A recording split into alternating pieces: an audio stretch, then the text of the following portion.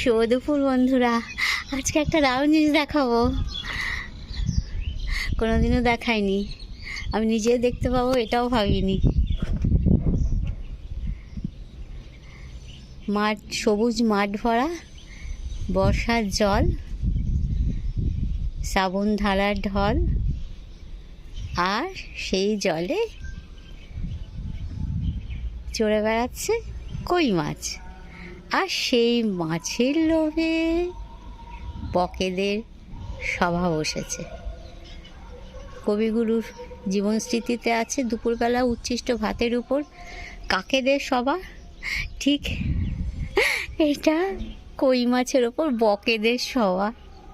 What a scene, অপূর্ব। আমি দূর থেকে ভাবছি কি সাদা সাদা বড় ফুল ফুটে আছে।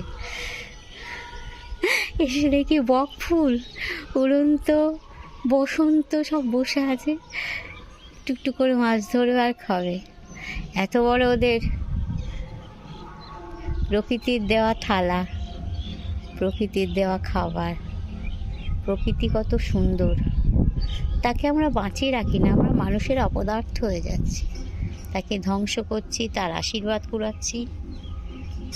যাক, সুন্দর দৃশ্য আমি দেখলাম বন্ধুরা, তোমাদের দেখালাম। ভালো থাকবে, শুভ দিন।